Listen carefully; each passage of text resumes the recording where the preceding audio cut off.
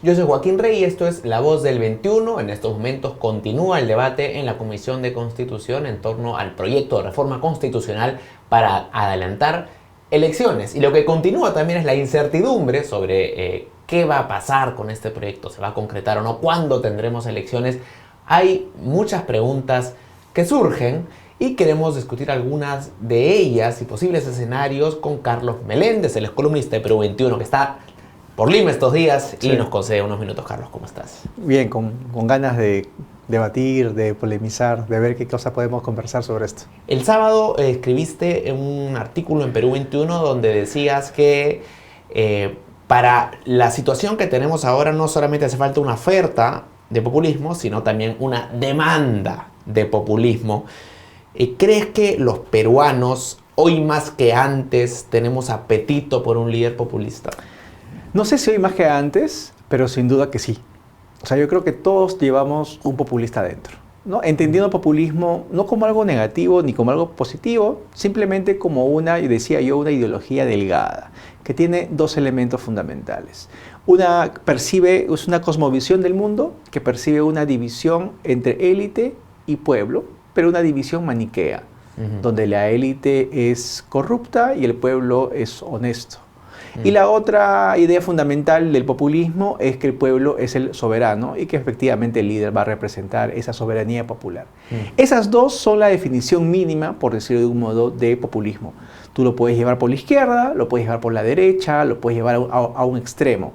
Pero esa visión maniquea del mundo yo creo que es la esencia del populismo y es lo que muchos peruanos consideran que es así. Eso ha ido evolucionando con el tiempo. Puedes tener populismo más de derecha, más de izquierda. El antecedente más cercano de Vizcarra sería Fujimori, por ejemplo, y Ollanta en campaña, por ejemplo, ¿no?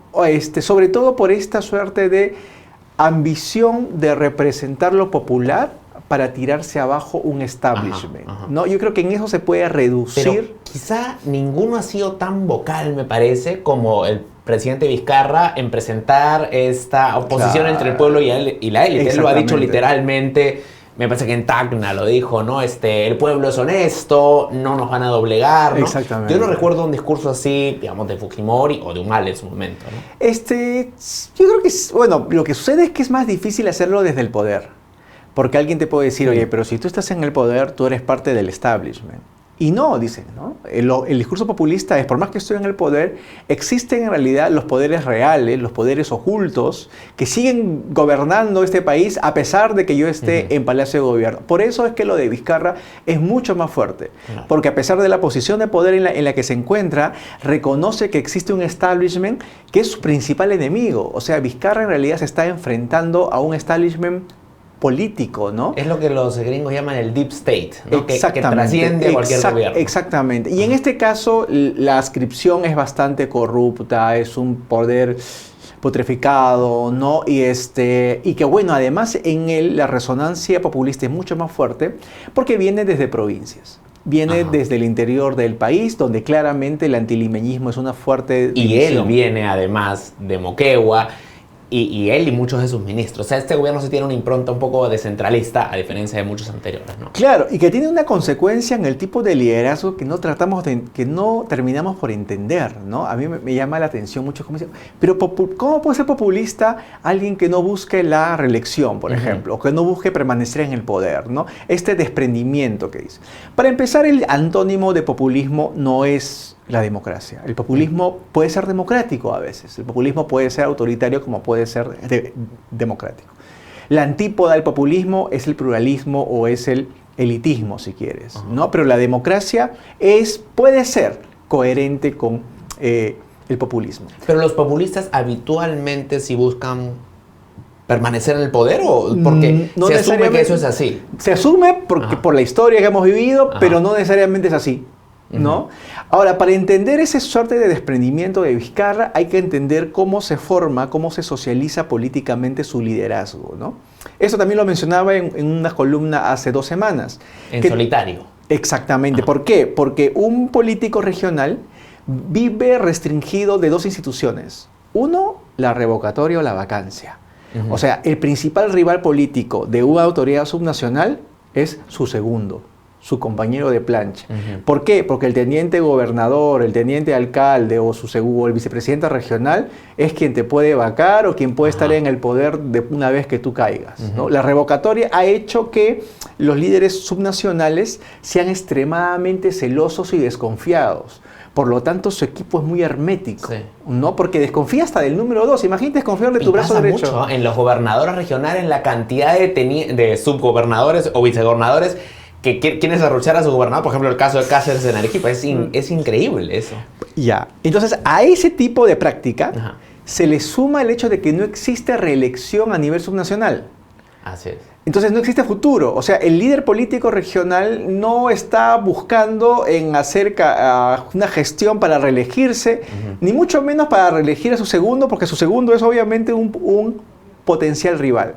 Entonces, esas dos instituciones, la revocatoria / vacancia y la inexistencia de reelección, han moldeado un tipo de liderazgo en solitario y sin perspectivas de futuro ni de acumulación de poder como el de Vizcarra y como el de otras figuras políticas que vienen del ámbito subnacional. Pero eso no significa de que no ejerzan poder.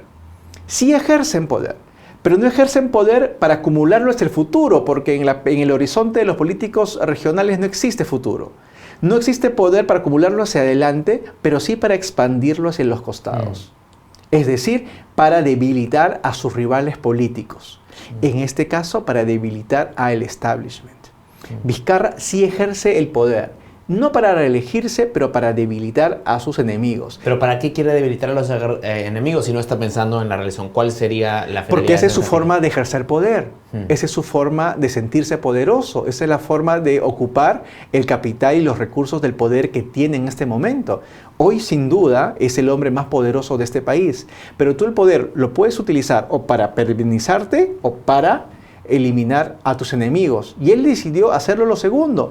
¿Por qué? Porque es del entorno subnacional del que él viene. Y como sabemos, alimentado por algunas divisiones, no solamente regionales, sino también de clase. Varios testimonios, varios libros que han salido sobre él justamente demuestran esta suerte de resentimiento que tiene con los PPCausas, con la élite limeña, ¿no?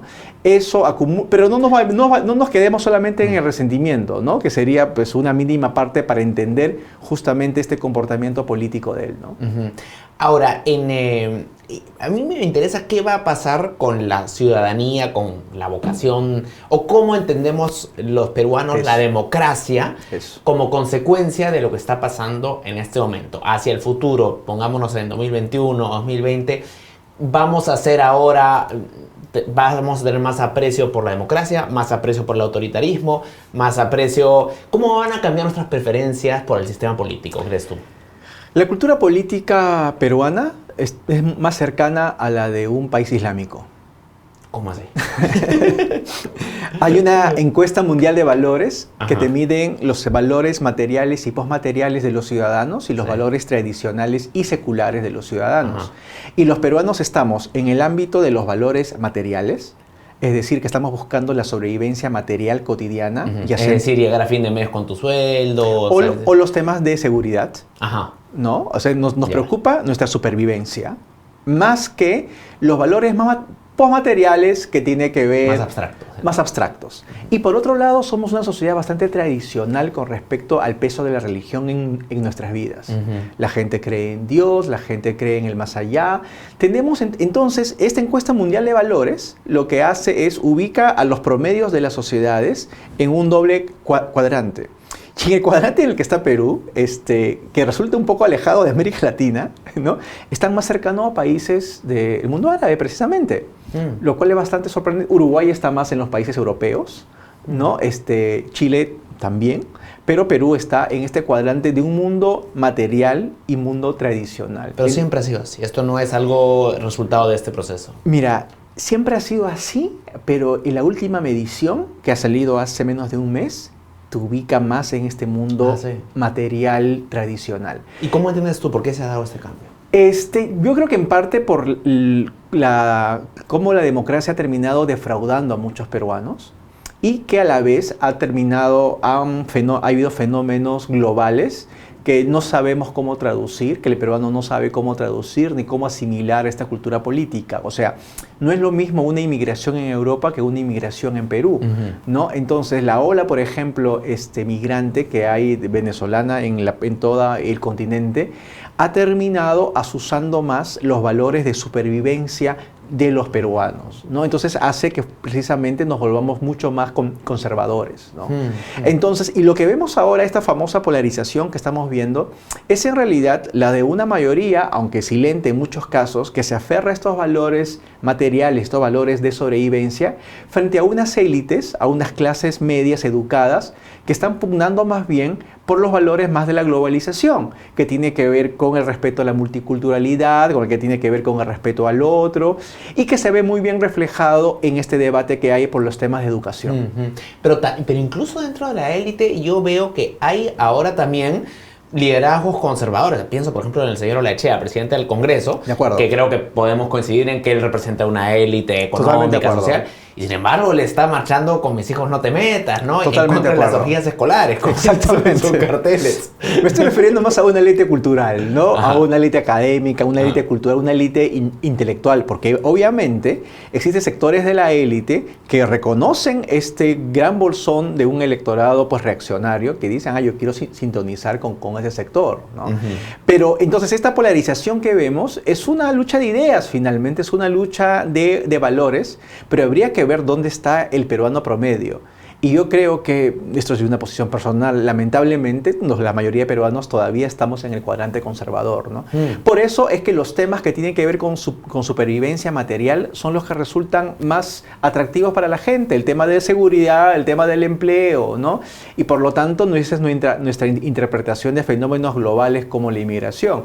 O sea, en el Perú no hemos dado el salto a la sociedad tecnológica. Los que han dado salto a la sociedad tecnológica son unos cuantos, si quieres, porque en realidad, por más que tú tienes un celular y por más que estás conectado con el mundo, sigues conectado con tus valores más atávicos y más tradicionales. De acuerdo. Ahora, pasando más a lo táctico, digamos, en lo que se viene en las próximas semanas, ¿cuál es tu pronóstico? Porque yo veo que esto es ninguna de las dos partes, ejecutivo y legislativo, tienen intenciones de ceder, porque no tienen incentivos para hacerlo, y parece sencillamente que son como dos trenes que se van a chocar y van cada vez más rápido. ¿Cómo va a acabar esto? Va a acabar mal, ¿no? O sea, yo creo que ya estamos en un camino en el cual la conflictividad política es una cuestión permanente.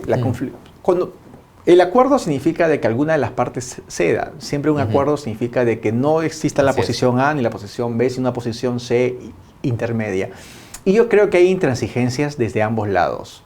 Y mientras se mantengan las intransigencias, la conflictividad política se va a mantener. Y lamentablemente va a terminar haciendo daño a la institucionalidad política. Yo creo que tenemos actores, incluyendo el Ejecutivo, que están jugando al borde del reglamento. Es decir, por esta impronta del presidente de tratar de, obviamente, de atacar y de disminuir el poder que tienen sus rivales políticos, termina generando algunas dudas sobre la legalidad y sobre la institucionalidad política, ¿no? Recordemos que no tenemos un Consejo Nacional de la Magistratura. Recordemos que el presidente lidera una reforma del sistema de justicia donde la cabeza de un poder se va a meter en otro. Entonces, eso que si fuese de otro color político escandalizaría, en realidad por ser algún independiente y un outsider, él termina en realidad moderando las críticas que puede tener a nivel institucional. Aunque ahora, si tú tienes en el legislativo, en el Congreso, una mayoría que también está dispuesta a jugar al borde de la legalidad, ¿cómo deberías responder? Te digo, desde ambos lados están jugando al borde de la legalidad. Y yo creo que precisamente en eso se reduce la conflictividad política, ya que ambos lados están jugando al borde. Y lo peor de todo es que ambos lados están jugando al borde de la legalidad, pero con poca conexión con la ciudadanía. O sea, Vizcarra logra conectarse con este discurso populista, pero ya nos hemos dado cuenta de los límites de esa conexión. O sea, su poca capacidad de movilización, por ejemplo, ¿no? Una cosa es que te marque bien las encuestas y otra cosa es que en realidad la gente se movilice por ti, se movilice por tus causas. ¿Por qué? Lo que hablábamos antes de empezar la entrevista, ¿por qué crees tú que, por ejemplo, la marcha que hubo la semana pasada, el jueves, siendo un tema de interés donde hay en las encuestas un claro apoyo al adelanto de elecciones, ¿por qué la calle no se calienta? Porque no toca las fibras de la indignación de la gente. O sea, la gente se puede indignar porque le falta empleo, o porque hay problemas de inseguridad, o porque efectivamente quiere que se vayan todos. Pero cuando el que se vayan todos se convierte en una fórmula manida, es decir, parte de una estrategia política, la gente no toma esa reivindicación como genuina. Y es porque Vizcarra en realidad no está construyendo un proyecto político. Vizcarra es un solitario, no tiene un equipo grande, no tiene un plan de un partido político. Entonces, no ejerce una traducción hacia la ciudadanía de los problemas que pasan en el país. Su única traducción es un discurso populista, pero que hasta cierto punto no es constructivo, no te dice hacia dónde va el país. Decir que está luchando en contra de la corrupción no te dice cuál es la alternativa. Y eso logra desgastarse cuando se utiliza con mucha frecuencia como parte de una estrategia política. Entonces, la gente puede estar de acuerdo con el que se vayan todos, pero no necesariamente se va a movilizar y va a dar su voluntad para sostener activamente en las calles eso. Ahora, dado el escenario, si es que realmente ya no dan los plazos y no llegamos al 2020, yo esperaría que sí, la gente quizás salga un poco más, porque por más que él no tenga, el presidente Vizcarra, como dices tú, no tiene quizá una oferta de lo que va a pasar después, sí es una propuesta agresiva, en el sentido de que todo el mundo ha dicho, bueno, hay que reformar el sistema político, pero nadie ha llegado al punto de decir, yo recorto mi mandato y nos vamos para hacerlo. Entonces, en ese sentido, sí, hay algo que la ciudadanía yo creo que le reconoce, algo novedoso, ¿no? Ese desprendimiento, ¿no? Ahora, una cosa es que lo hagas al inicio del mandato y otra cosa es que lo hagas cuando falta un año, ¿no? O sea, por ejemplo, Rafael Correa, un gran líder populista, lo que dijo es, si ustedes me eligen como presidente, yo cierro el Congreso. Lo dijo como candidato. En cambio, que lo diga alguien cuando falta un año, año y medio para terminar su mandato, hace menos verosímil esa amenaza, sobre todo cuando empiezan a golpear hechos que tienen que ver con la gestión propia del gobierno, ¿no? Yo creo que hay temas que han terminado llamando la atención más de la gente que esta reivindicación cívica por la crisis de la corrupción, ¿no? El tema de las incubadoras, el tema de la falta de desarrollo de algunas obras públicas. Porque, y hay que decirlo claramente, ¿no? El presidente Vizcarra es un buen político, pero es un mal gobernante, ¿no? Entonces ha sido muy bueno poniendo los temas de la agenda, poniendo la discusión de la agenda, pero en el delivery, en la entrega de los resultados de las políticas públicas, sigue siendo lo mismo. No ha habido un cambio. Los gobiernos anteriores y este gobierno se parecen mucho en ese sentido. ¿Tú crees que la gente lo identifica con esa claridad? O sea, el que Vizcarra es un mal gobernante. Porque tiene una aprobación todavía bien alta, ¿no? Sí, no. Es que tiene aprobación alta por político. No tiene aprobación alta por gobernante.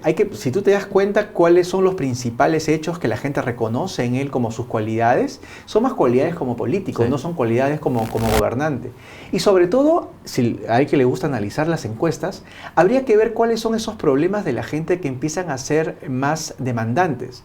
El tema de la corrupción y de la inseguridad encabezan siempre las preocupaciones de la ciudadanía, pero el tema de salud, yo insisto en varias entrevistas, el tema de salud empieza a crecer como uno de los temas de mayor preocupación para la ciudadanía, y eso ya tiene que ver con gestión pública, ¿no? De acuerdo. Carlos, te agradezco mucho, ha sido una conversación muy interesante y esperemos tenerte pronto de vuelta. Un placer, como siempre. Gracias y esperamos tu columna el día sábado. Ya saben, Carlos Meléndez está todos los sábados en Perú 21, en nuestra edición impresa y en nuestra edición web. Sigan atentos a la programación de Perú 21 Televisión. Con permiso.